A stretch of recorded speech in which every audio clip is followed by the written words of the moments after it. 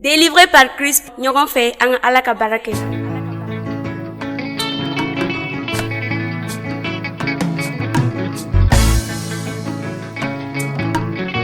Emmanuel Records.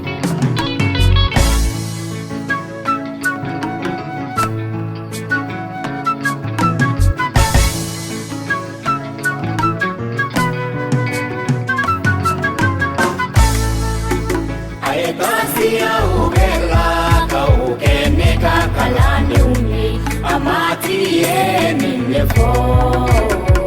kalani uni Ayebasia ubela ka ukene ka kalani uni amati yeni lefo kalani uni Johnny siaye minuma Yesu kodon Olude Yesia ye angata kibaro dumafo Johnny siya ye minuma Yesu kodon Olude Yesia ye angata kibaro dumafo Nebalima dana wauyo aunya tayorodo Aye wili akabarake angata kibaro dumafo Nibalima dana wauyo aunya kuma yorodo Aye wili akabarake angata kibaro dumafo Aye basi ya ubela ka ukene ka kalani uni amati yeni lefo kalani uni Aye basi ya ubela ka ukene ka kalani uni amati yeni lefo kalani uni Nebalima dana bauyo angata matiga forola baratu masera angata kibaro dumafo Nebalima dana bauyo angata matiga forola sumatiga dumasera angata kibaro dumafo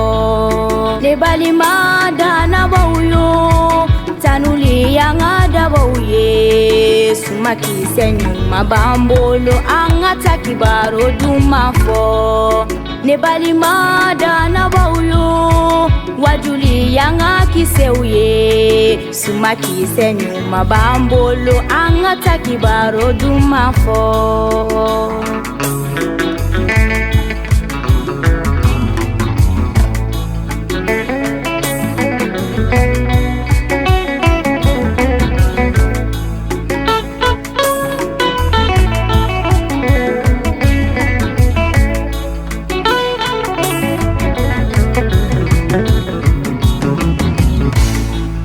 Nebalima dana bauyo tanuli yanga da bauye sumaki senyu mabambolo angata kibaro dumafo Nebalima dana bauyo wajuli yanga kiseuye sumaki senyu mabambolo angata kibaro dumafo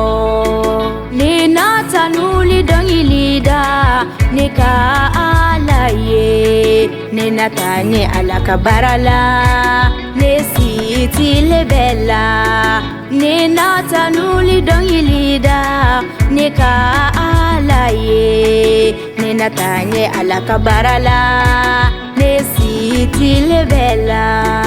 Aibasi ya ubela ka ukene ka kalani uni amati yeni lefo kalani uni